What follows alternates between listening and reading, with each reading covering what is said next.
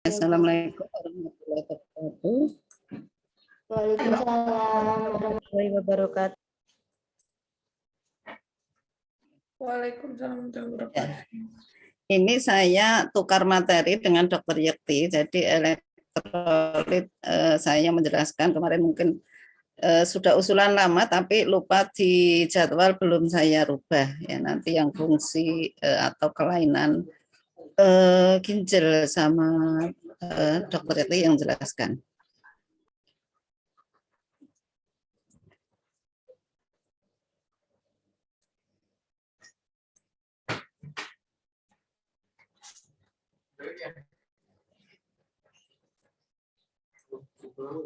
Oke, untuk cairan tubuh itu di dalam tubuh itu kan mengandung air, elektrolit juga non elektrolit.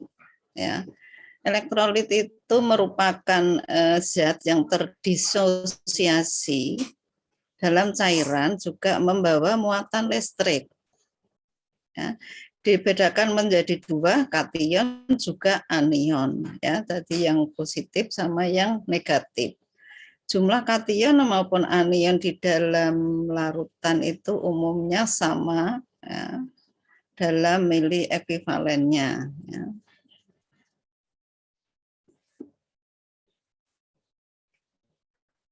Kation itu utama dalam cairan ekstraseluler adalah sodium atau natrium.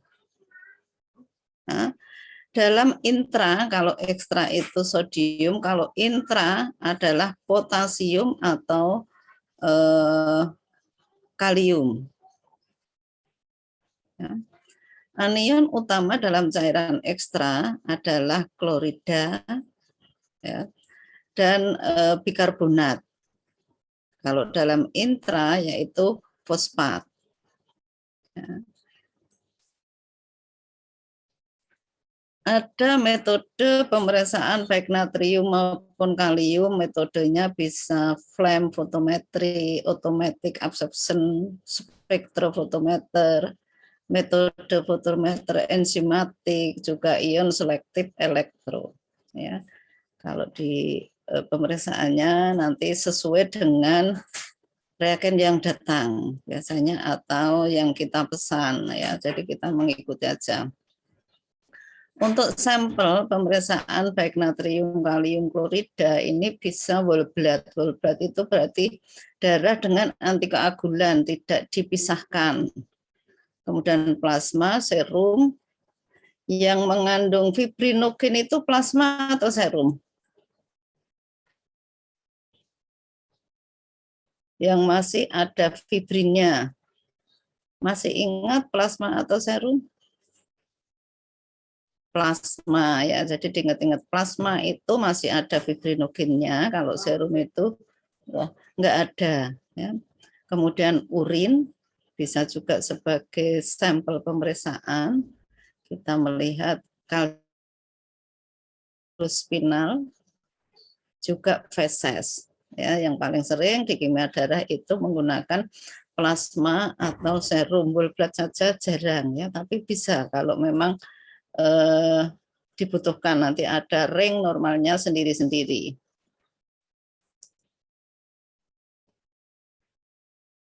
Ini adalah proses kalau menggunakan flame photometer.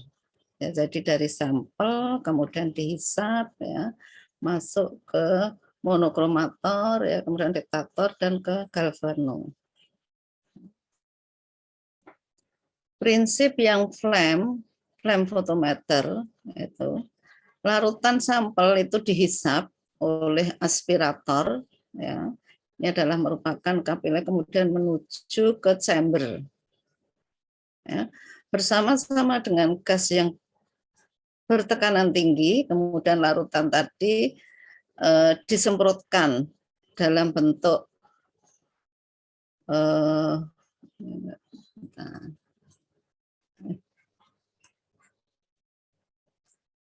dalam bentuk air yang mengandung uap atom bebas yang masuk ke dalam flame. Atom itu terdiri dari proton dan elektron yang bergerak pada lintasan tertentu dengan energi tertentu, ya. Selama pergerakan, elektron itu tidak memancarkan atau tidak menyerap energi. Tapi bila atom tersebut diberi energi yang tinggi, maka elektron keluarnya akan berpindah ke lingkaran yang lebih luar, ya.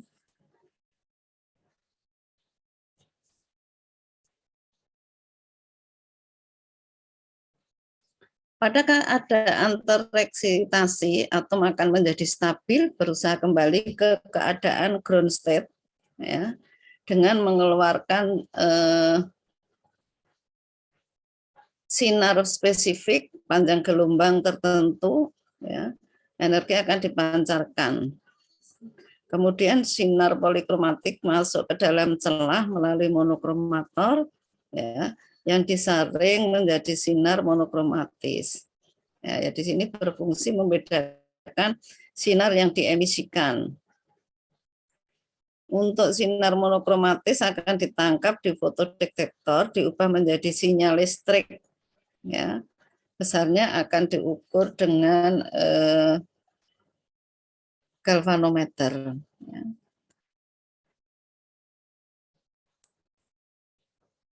Ini yang automatic absorption spectrophotometer, ya. Jadi dari sampel kemudian disemprotkan ke chambernya, ya, kemudian ke frame, ya, dengan sinar yang menembus, ini menembus framenya ke monokromator. Ya. Oke, ini dikeluarkan, kemudian hasilnya akan keluar dalam bentuk printeran, ya, atau di komputer.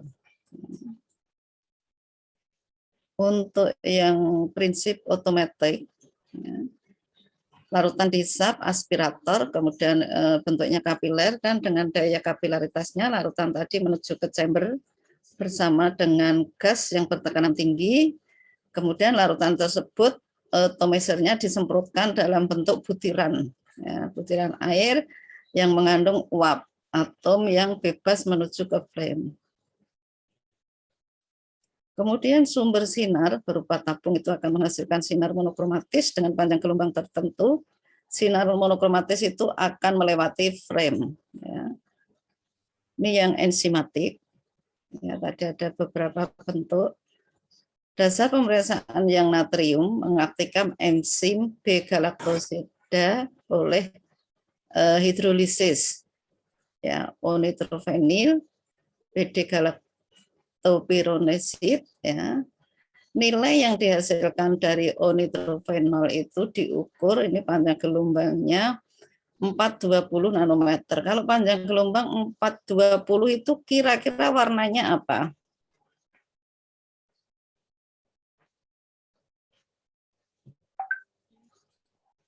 Untuk spektrum itu kan dulu pembacaan berdasarkan warna, ini dibaca panjang gelombang sekian-sekian. Ada yang masih ingat? Ingatnya increase sama decrease, Bu. Decrease increase itu kan programnya, tapi kan warna 420 itu 42 panjang gelombang yang 420 itu membaca yang warna misalkan kuning. Terus kalau warna hijau itu dibaca pada panjang gelombang berapa, itu kan pernah kan dikasih tahu? Nah, Bu. Lupa.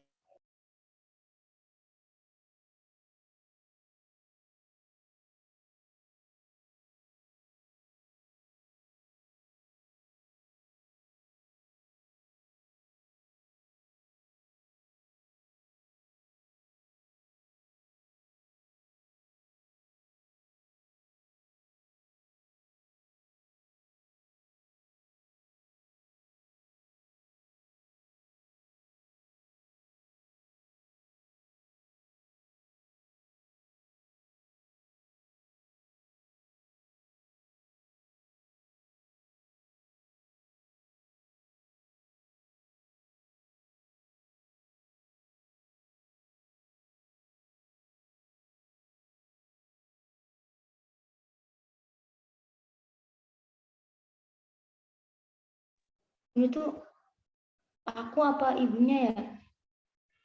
Ibunya mau. Ibunya Ya keluar. Allah, aku pikir aku yang sinyal susah.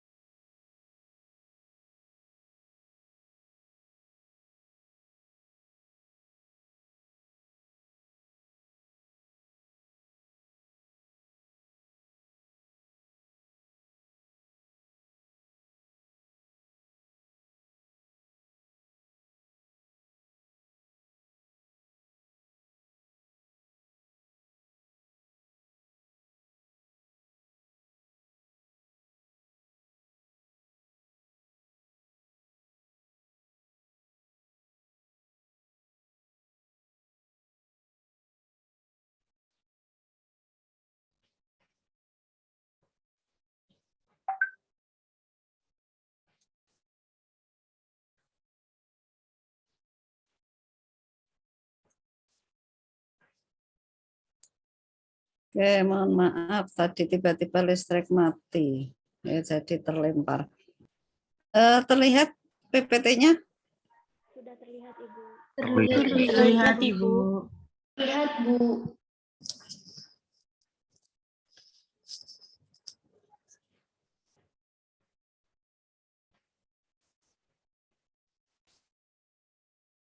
Ini untuk reaksi kaliumnya. Ya. Jadi dengan penambahan ADV, kalium itu dengan piruvat kinase akan menjadi piruvat plus ATP, kemudian piruvat NADH ditambah ion H+, ya. Ini akan menjadi laktat dan NAD+, ya, panjang gelombangnya 340, ya. Metode pemeriksaan berdasarkan potensiometer ion itu merupakan bagian dari elektrokimia. Untuk potensiometer, analisis berdasarkan potensial antara dua elektroda. Kalau elektrokimia itu pengukuran gerakan elektron dalam larutan elektrolit. Ya. Elektroda itu konduktor yang diletakkan pada larutan elektrolit, ya, sehingga ada kecenderungan dari atom untuk meninggalkan permukaan masuk ke dalam larutan sebagai ion. Ya, kalau ada elektroda indikator juga elektroda referen. Ya. Yang indikator elektroda dengan besar potensialnya bervariasi sesuai dengan konsentrasi larutan yang diukur. Kemudian elektroda itu memiliki besar potensial yang konstan, yang ajek atau diketahui besarnya. Ya. Ini yang pengukuran ISE, tadi ada beberapa pengukuran, beda sebenarnya. Prosesnya memang berbeda dasar pengukurannya, yaitu interaksi pergerakan ion bebas ya dalam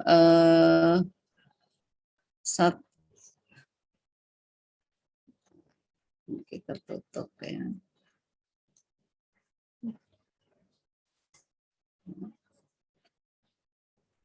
Setiap elektroda itu mempunyai membran yang selektif, di mana elektroda itu referensi mempunyai konsentrasi larutan yang diketahui stabil, sedangkan yang indikator mempunyai konsentrasi larutan yang tidak diketahui.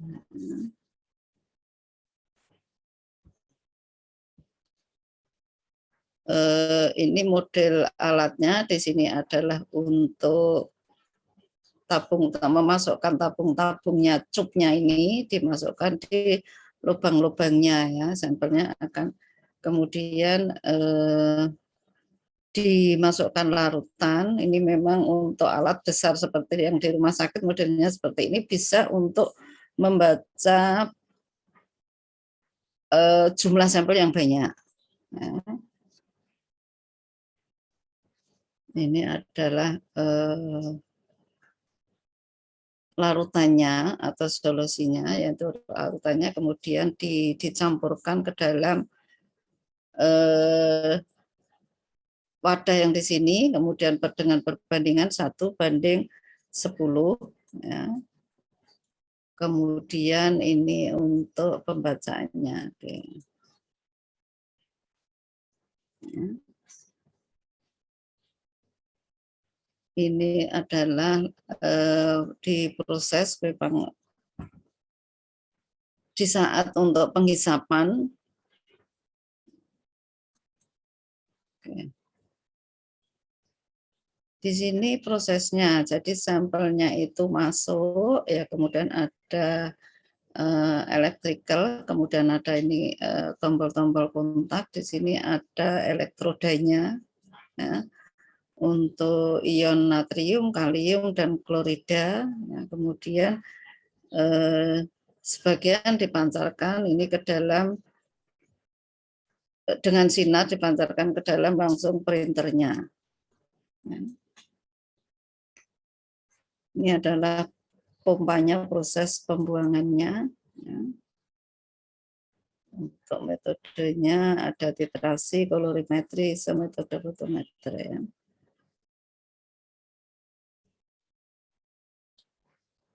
Untuk prinsip pengukuran CL ini menggunakan ion perak kombinasi dengan ion klorida, ya, kemudian menghitung konsentrasi. Ya. Saat semua ion CL berikatan dengan ion Ag, CL dengan Ag, kelebihan Ag-nya itu bebas digunakan sebagai endpoint. Ini adalah chemistry control level 1 itu adalah kontrol normal, ya, kemudian ada level 2 yang kontrol yang tidak normal, ada sodium, potasium, juga klorida.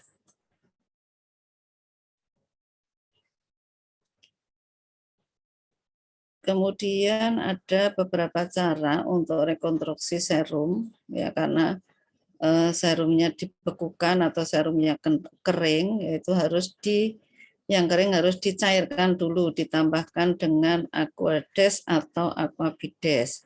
Ya. Kemudian dibolak-balik pelan-pelan, pada saat pengambilan pemipetan itu diusahakan tidak ada buihnya. Ya. Didiamkan 30 menit, kontrol itu baru bisa digunakan. Ini yang kontrol untuk elektrolit. Ya. Oke, kalau serum pengurangan tidak bisa. Untuk nilai rujukan natrium itu yang urin 24 jam, ya, ini nilai rujukannya 40 ya, sampai dengan 220, kemudian ada serum atau plasma, juga ada cairan yang cerebrospinal ya. Untuk kalium hanya urin dan serum dan plasma ya. Sampelnya tidak bisa dengan cairan cerebrospinal. Kalau klorida urin juga 24 jam, serum dan plasma.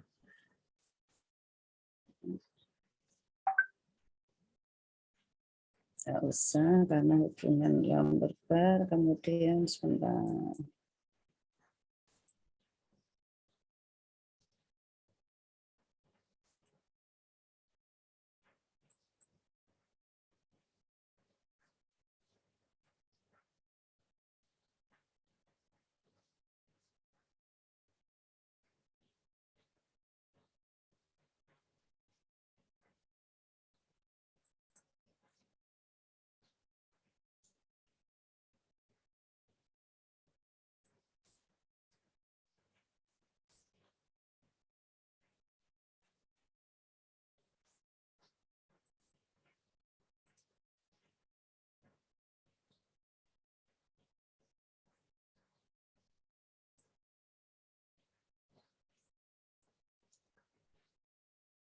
Ada kenapa harus diperiksa elektrolit? Di sini ada gangguan atau peredaran darah, yaitu gangguan kongesti, kemudian ada udim, gangguan keseimbangan asam dan basa, juga pada dehidrasi atau shock. Dehidrasi berarti kekurangan cairan, shock itu juga menjadi cairan elektrolit itu berkurang. Kemudian ada juga gangguan yang bersifat obstruksi, yaitu aterosklerosis, trombosis, juga pada emboli. Ya. Kongesti atau hiperemi yaitu keadaan meningkatnya volume darah dalam pembuluh darah yang melebar. Ya. Jadi ada pembuluh darah itu melebar, bisa melebar itu bisa karena luka, bisa juga melebar itu karena bius. Kadang obat kalau dikasih bius itu pembuluh darahnya menjadi melebar ya. Kongesti dapat atau hiperemi itu dapat terjadi aktif maupun pasif. Ya. Kemudian yang udim ya berarti ada peningkatan volume cairan di ekstraseluler dan ekstraseluler disertai dengan penimbunan cairan. Udim itu berarti ada pembengkakan apakah di kaki, di tangan, tapi isinya itu adalah cairan. Ya. Karena dia di sela-sela jaringan yang di rongga tubuh. Pada dasarnya di dalam tubuh itu terdiri 60 sampai dengan 70% berisi dengan air, kemudian intraselnya 45, ekstraselnya 15. Nah, ekstrasel 15 itu sepertiganya adalah intravaskuler, 2/3 ekstravaskuler.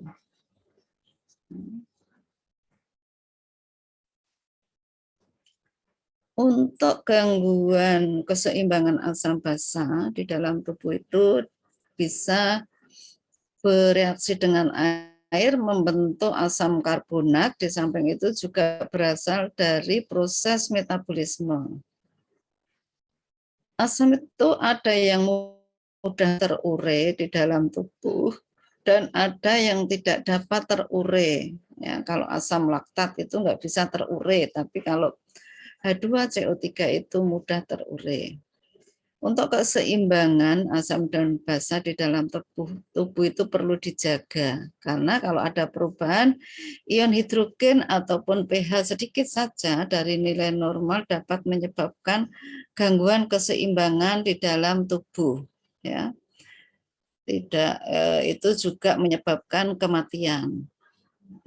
Kalau di dalam tubuh itu asam basanya tidak seimbang. Keseimbangan asam basa itu tergantung pada konsentrasi H+-nya.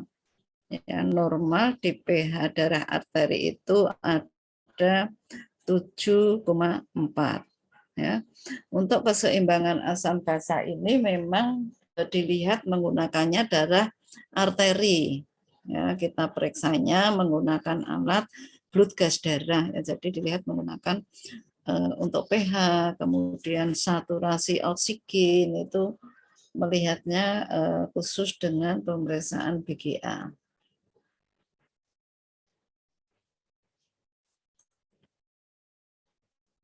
Kemudian gangguan keseimbangan asam basa itu ada asidosis metabolik, alkalosis metabolik, asidosis respiratorik, alkalosis respiratorik. Ya. Asidosis metabolik dan alkalosis metabolik, ya, salah satu penyebabnya karena ketidakseimbangan dalam pembentukan maupun pembuangan asam basa. Ya. Asidosis respiratorik juga alkalosis respiratorik terutama disebabkan karena kelainan pada pernafasan.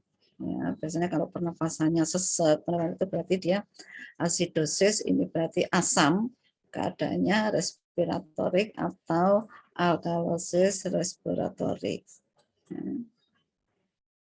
Itu adalah kelainan-kelainan. Untuk asidosis atau alkalosis ini pun juga pemeriksaannya menggunakan darah arteri. Ya, nanti di pertemuan offline akan diajari juga cara mengambil darah arterinya, kemudian bagaimana cara memeriksa untuk menggunakan blood gas darah atau BGA.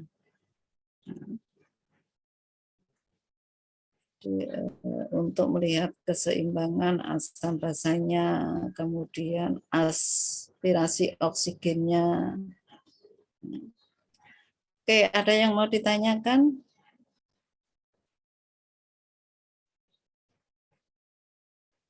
Mungkin belum ada, Bu. Kamu kuliah itu dari pagi sampai malam. Ini masih ada lagi nggak? Ini yang terakhir, Ibu. Dari jam pagi ya berarti ya? Iya, Bu. Iya. Meskipun di rumah kan berarti harus duduk ya. Saya juga sama ya. Yang untuk hari Kamis itu full dari jam 7 sampai jam 7 ya, dari jam 7 pagi tadi sehingga mau ke kampus itu aduh waktunya nggak nyampe, sehingga di rumah jam istirahat jam 1 ada kegiatan diundang Pak Rektor, jadi harus datang ke kampus, setelah itu balik Zoom lagi ya. Oke, enggak apa-apa, ini memang kalau kita tidak pandemi seperti ini, kelasnya kan dibagi ya, A dan B mestinya ya. Jadi mungkin waktunya tapi yang sama, kalau tidak pandemi pun dilanjutkan, ada praktikum biasanya sampai pulang, ada yang maksimal jam 9 mestinya. Itu kan kita udah lelah kalau pagi sampai malam itu ya, meskipun tidak melakukan aktivitas yang berat tapi lelah ya, lelah pikir, lelah mata. Nah, oke. Boleh kalian juga searching belajar yang lain tentang elektrolit ya.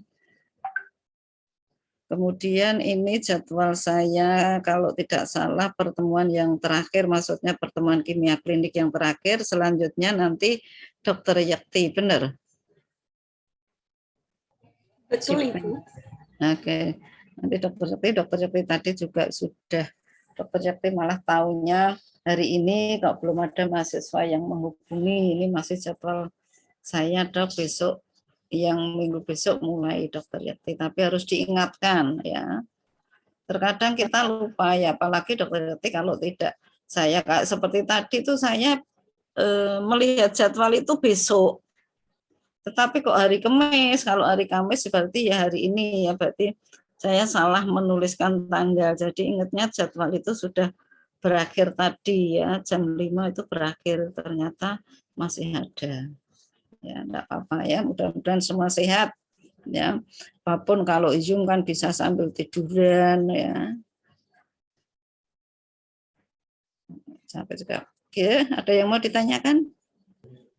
Ibu mau tanya, itu materi yang telah disampaikan akan di-share melalui e-Vikes atau bagaimana ya? Karena di pertemuan pertama dan kedua itu belum di-upload melalui e-Vikes. Oh, e-Vikesnya itu masih bermasalah. Informasinya janjinya IT itu memang secepatnya bisa digunakan akan disampaikan, tapi sampai sekarang belum ada berita apakah sudah atau belum. Saya juga belum mencoba. Ini nanti sama pertemuan yang kemarin saya kirim ke Sipennya ya. Baik, Bu. Baik, Ibu. Karena buat baca-baca kalau ada ujian. Ya. Oke, kalau nggak ada yang ditanyakan, mungkin kalian juga sudah lelah ya, kepingin cepat selesai. Untuk pertemuan pada malam hari ini kita akhiri, nanti materinya akan saya kirimkan. Ya. Oke, wassalamualaikum warahmatullahi wabarakatuh. Waalaikumsalam warahmatullahi wabarakatuh. Terima kasih, Ibu. Banyak Ibu. Oke, Sehat selalu. amin. Kalian juga sehat selalu ya. Meskipun pandemi atau COVID sekarang tidak begitu berat gejalanya, tapi ya tetap ya, besok sudah mulai puasa, kita harus sehat. Oke.